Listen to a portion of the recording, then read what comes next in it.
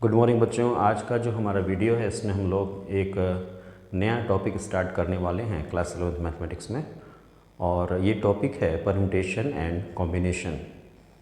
तो ये काफ़ी इंटरेस्टिंग टॉपिक है। इसमें आज का जो हमारा क्लास होगा इसमें हम लोग फंडामेंटल चीज़ें को डिस्कस करेंगे। जो फंडामेंटल चीज़ें हैं उसके बारे में पढ़ेंगे। उसमें जैसे फैक्टोरियल नोटेशन है, फैक्टोरियल नोटेशन क्या होता है, इस पर कुछ बेसिक जो प्रॉब्लम्स होती हैं उसको डिस्कस करेंगे। कुछ प्रॉपर्टीज़ हैं उनके बारे में पढ़ेंगे। साथ ही साथ एक बड़ा ही इम्पॉर्टेंट रिज़ल्ट हम आज के वीडियो में देखेंगे। तो इन सब चीज़ों को आज के वीडियो हम लोग देखते हैं, और फिर जो हमारा नेक्स्ट वीडियो होगा इसमें हम लोग काउंटिंग प्रिंसिपल और फिर उसके बाद हम लोग परम्यूटेशन कॉम्बिनेशन को स्टार्ट करेंगे।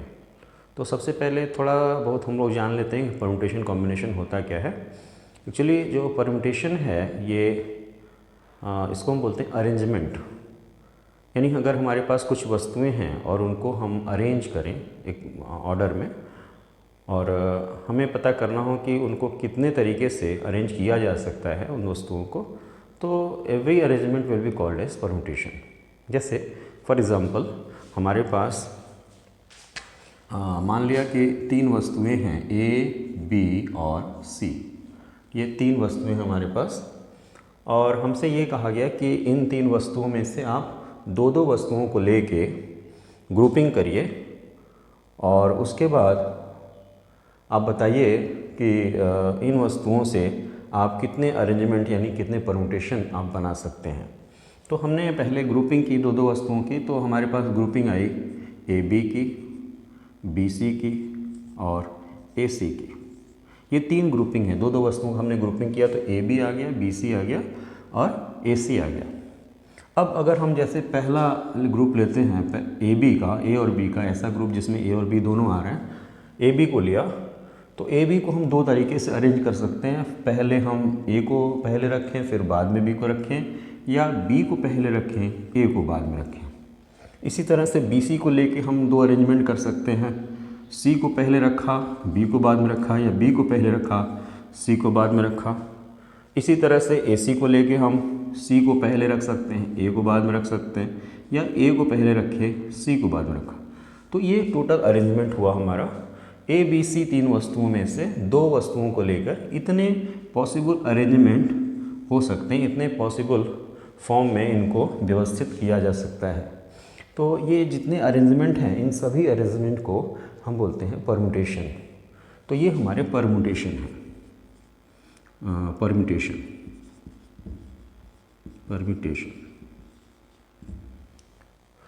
तो ये परम्यूटेशन है। और जो ग्रुपिंग हमने किया था, दो दो वस्तुओं की जो ग्रुपिंग की थी, ये हमारा कहलाएगा कॉम्बिनेशन।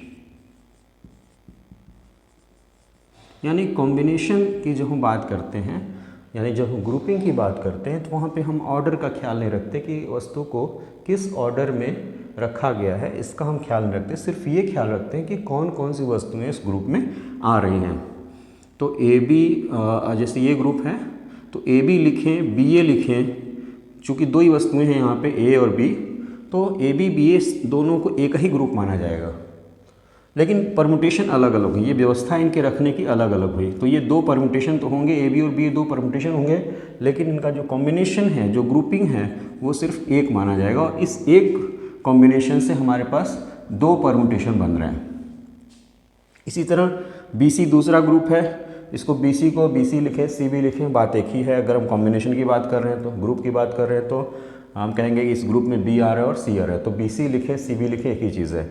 लेकिन जब उसका परम्यूटेशन फॉर्म करेंगे, अरेंजमेंट करेंगे, तो सी बी और बी सी दो परम्यूटेशन आएंगे।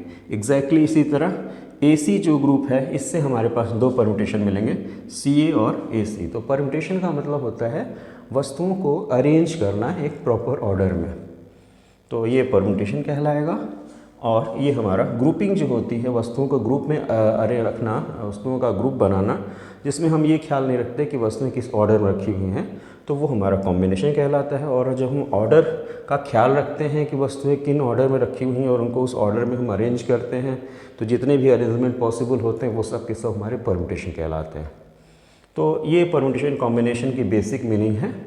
अच्छा, अब हम लोग जो है स्टार्टिंग जो करेंगे वो बेसिक चीज़ों से करेंगे जिनको हमको जानना चाहिए। पहला है फैक्टोरियल नोटेशन। तो फैक्टोरियल नोटेशन कैसे हम उसको डिफ़ाइन करेंगे उसको हम लोग देखते हैं। मान लिया हमारे पास n कोई होल नंबर है, ये आपको ख्याल रखना है कि n belonging to set of whole number. Whole number का मतलब होता है 0, 1, 2, 3, ये जो नंबर्स हैं starting from 0 they are called whole number. तो अगर हमारे पास कोई होल नंबर है तो हमने अगर एक होल नंबर यहाँ से उठाया, मान लिया n उठाया और उसको हमने ये सिंबल इसके साथ हमने यूज़ किया, इसको बोलते हैं फैक्टोरियल। अगर सिंबल ऐसे यूज़ हो रहा है, this symbol is called factorial. कहीं कहीं ऐसा सिंबल भी यूज़ किया जाता है, तो हम ऐसे लिखें फैक्टोरियल n, इसको फैक्टोरियल n बोलेंगे और इसको भी हम फैक्टोरियल n बोलेंगे। सिर्फ सिंबल का फ़र्क है, चाहे आप ऐसे यूज़ करिए चाहे ऐसे यूज़ करिए। तो इस फैक्टोरियल n का मतलब क्या हुआ? इसका मतलब ये हुआ कि आप 1 से स्टार्ट करेंगे, 1 से आप स्टार्ट करेंगे और ये जो n लिखा हुआ है यहाँ तक आप जाएंगे और बीच में जितने नंबर्स आपको मिलेंगे, जितने होल नंबर्स आपको मिलेंगे, उन सब को ले लेंगे और उनको आपस में मल्टीप्लाई करेंगे। जो रिज़ल्ट आएगा that result will call factorial n। जैसे फैक्टोरियल n यहाँ पे लिखा, इसका मतलब हुआ 1 into 2 into 3 into 4 into 5 and so on up to n तक हम जाएंगे। ये जो n लिखा हुआ है यहाँ तक जाएंगे, 1 से स्टार्ट करके n तक जाएंगे और जितने आपको नेचुरल नंबर होल नंबर्स मिलेंगे उन सब को हम मल्टीप्लाई कर देंगे और ये जो रिज़ल्ट आएगा this result will be the value of factorial n। तो इस फैक्टोरियल n को ऐसे लिखें या हम कहीं कहीं ऐसे भी लिखते हैं, किन्हीं किन्हीं बुक में आपको ऐसे भी लिखा हुआ मिल जाएगा। अब एग्जाम्पल के तौर पे जैसे हमने कहा कि फैक्टोरियल 5, तो फैक्टोरियल 5 का मतलब आप 1 से स्टार्ट करोगे, 1, 2, 3, 4 और 5 तक जाएंगे आप। तो ये जो टोटल इसको आप मल्टीप्लाई करेंगे, जो रिज़ल्ट आएगा वो फैक्टोरियल 5 कहलाएगा। 5 4 जा 20, 3 जा 60, 2 जा 120, ये फैक्टोरियल 5 की वैल्यू हो गई 120। तो ये फैक्टोरियल n का मीनिंग हुआ। अब यहीं से हम एक और रिज़ल्ट देख लेते हैं। जैसे हमने कहा कि फैक्टोरियल 4, तो फैक्टोरियल 4 को हम लिखते हैं 1 इंटू 2 इंटू 3 इंटू 4। 1 से स्टार्ट करेंगे और 4 तक जाएंगे, फैक्टोरियल 4 हो गया। अब अगर हम इतने पोर्शन की बात करें, ये आप देखिए 1 इंटू 2 इंटू 3, यहाँ तक अगर हम बात करें तो 1 से लेके 3 तक जो होल नंबर्स हैं इनको ये मल्टीप्लाई किया हुआ है, तो इसको हम ऐसे भी लिख सकते हैं फैक्टोरियल 3 मल्टीप्लाइड बाई ये 4, या इसको 4 फैक्टोरियल 3 भी लिख सकते हैं। यानी अगर आपके पास फैक्टोरियल 4 है और इस फैक्टोरियल 4 में जो अंदर 4 लिखा हुआ है, इस 4 को अगर आप बाहर करते हैं, फैक्टोरियल के बाहर करते हैं, तो अंदर जो वैल्यू बचेगी वो इससे एक कम बचेगी। अगर यहाँ पे 10 है तो यहाँ पे 9 बचेगा। यानी जैसे आपने फैक्टोरियल 10 लिया तो और 10 को आपने बाहर कर दिया तो आपको पास यहाँ बचेगा, यहाँ से एक कम यहाँ पे बचेगा। 10 को आपने बाहर कर लिया तो अंदर आपको 9 मिलेगा। तो यानी फैक्टोरियल 10 को हम लिख सकते हैं 10 फैक्टोरियल 9। और इसको कैसे लिखा हमने, इसको फिर से देख लीजिए। फैक्टोरियल 10 को हमने लिखा 1 into 2 into 3 into 4 into 5 into 6 into 7 into 8 into 9 into 10। अब अगर यहाँ से यहाँ तक के नंबर्स को देखा जाए तो ये हमारा फैक्टोरियल 9 है। तो 10 हमने बाहर कर लिया और इस पूरी वैल्यू को लिख दिया फैक्टोरियल 9, यानी फैक्टोरियल 10 को 10 इंटू फैक्टोरियल 9 लिख सकते हैं। अब अगर हम इस 9 को भी बाहर कर दें तो लिखेंगे 10 इंटू 9 इंटू फैक्टोरियल 8। इस 8 को भी बाहर करें तो लिखेंगे 10 इंटू 9 इंटू 8 इंटू फैक्टोरियल 7। इस तरह से हम लिखते हैं चीज़ों को। अच्छा, अब इस पे हम कुछ रिजल्ट्स को, कुछ प्रॉब्लम्स को सॉल्व करेंगे फैक्टोरियल पे बेस्ड। तो आइए देखते हैं कैसे वो सॉल्व होंगे। हमने लिखा x माइनस 1 अपॉन, हमने लिखा x minus 1 upon factorial 5 is equal to x upon factorial 3। तो इसकी वैल्यू हमको पता करनी है कि इसकी वैल्यू कितनी होगी। x की वैल्यू पता करनी है हमको यहाँ पे। इसको सॉल्व करना है, यानी x की वैल्यू पता करनी है।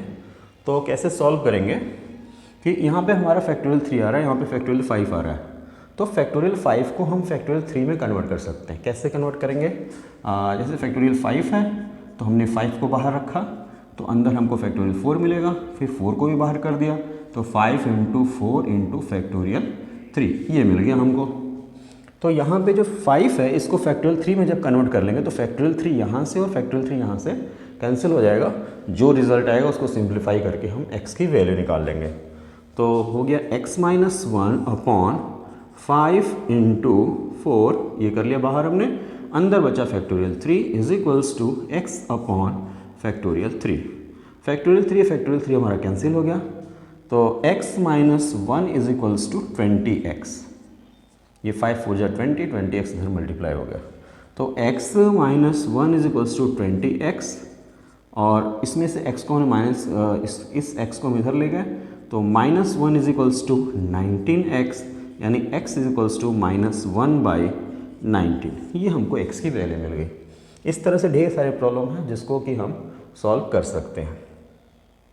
आइए अब एक बड़ा अच्छा रिजल्ट हम लोग प्रूफ करते हैं जो कि फैक्टोरियल पे ही बेस्ड है। आइए देखते हैं रिज़ल्ट क्या है और इसको हम लोग प्रूफ कैसे करेंगे। तो सबसे पहले रिज़ल्ट देखते हैं। रिज़ल्ट क्या है? रिज़ल्ट हमारा है कि फैक्टोरियल n का whole square is less than और equal to n power n into factorial n। ये हमें प्रूफ करना है और इसके बाद हम लोग सेकेंड पार्ट में प्रूफ करेंगे। ये फर्स्ट पार्ट है और सेकेंड पार्ट में प्रूफ करेंगे फैक्टोरियल n का whole square is less than factorial 2n। तो ये दो रिज़ल्ट हम लोग प्रूफ करेंगे। तो फैक्टोरियल n का स्क्वायर हमें प्रूफ करना है कि this is less than equals to n power n into factorial n। तो आइए इसको देखते हैं। तो फैक्टोरियल n का होल स्क्वायर इसको हम लिख सकते हैं factorial n into factorial n, और एक फैक्टोरियल n को हम यहीं रहने देते हैं और इसको हम लोग लिखते हैं 1 into 2 into 3 into 4 and so on up to n। ये फैक्टोरियल n की वैल्यू हो गई इंटू फैक्टोरियल n। अब थोड़ा यहाँ पे ध्यान दीजिए, 1 की हम बात करें तो 1 की जो वैल्यू होगी वो n से या तो छोटी होगी या तो n के इक्वल होगी। वो डिपेंड करता है हमने n को कितना लिया हुआ है। तो n की जो मिनिमम वैल्यू होती है वो 1 होती है, तो n की जो वैल्यू होगी वो वो 1 से बड़ी होगी या तो उसके इक्वल होगी। वो डिपेंड करता है हम n को क्या ले रहे हैं। एग्जैक्टली इसी तरह 2 जो होगा वो n से छोटा होगा या उसके बराबर होगा, 3 जो है वो n से छोटा होगा या उसके बराबर होगा, एंड सो ऑन। इसी तरह हम लिख सकते हैं कि n जो होगा वो n से छोटा होगा या उसके बराबर होगा, ऐसा लिखा जा सकता है। अब अगर हम दोनों साइड को मल्टीप्लाई करें, ये दोनों साइड को मल्टीप्लाई करें, लेफ़्ट साइड को अलग मल्टीप्लाई करें और राइट साइड को अलग मल्टीप्लाई करें, तो देखिए क्या रिजल्ट मिलता है।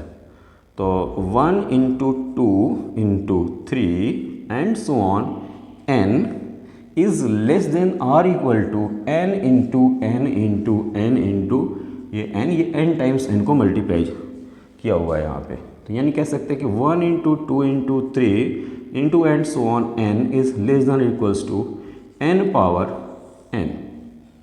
तो ये जो रिज़ल्ट है ये n पावर n से छोटा है या उसके बराबर है। तो हम कह सकते हैं this whole result is less than or equal to, इसको हमने लिख दिया n पावर n जो है इससे बड़ा होगा।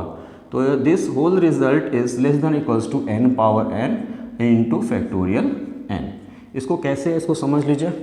ये तो हम प्रूफ कर ही चुके हैं, ये चीज़ हमने प्रूफ कर ही दिया है कि 1 into 2 into 3 into and so on n is less than equals to n power n।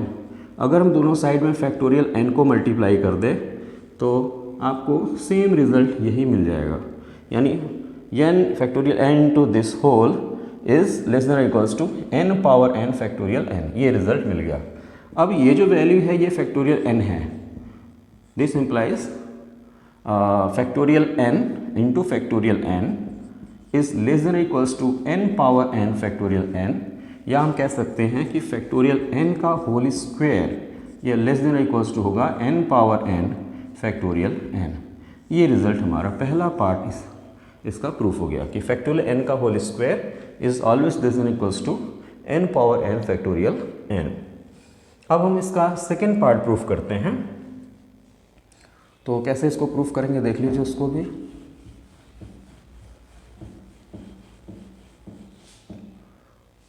Factorial n का होल स्क्वायर हमने कहा कि this is less than equals to n power n factorial n, ये हमने यहाँ पे लिखा। अब हम फैक्टोरियल 2n की बात करते हैं, फैक्टोरियल 2n। तो फैक्टोरियल 2n को लिख सकते हैं 1 into 2 into 3 into 4 into 5 into and so on, बीच में कहीं n आएगा, फिर n प्लस 1 आएगा, फिर n प्लस 2 आएगा एंड सो ऑन, फिर हो जाएगा 2n, लास्ट में 2n आएगा। ये 1 से लेकर 2n तक जितने होल नंबर्स होंगे उनको हम यहाँ पे मल्टीप्लाई कर देंगे फैक्टोरियल 2n के लिए। अच्छा, अब फैक्टोरियल 2n को अगर देखा जाए तो ये जो वैल्यू है फ्रॉम 1 टू n, ये हमारा फैक्टोरियल n हो जाएगा। तो इस होल रिजल्ट को लिख सकते हैं factorial n into n plus 1 n plus 2 and so on 2n। अब थोड़ा यहाँ पे देखिए, n जो होगा वो n प्लस 1 से छोटा होगा,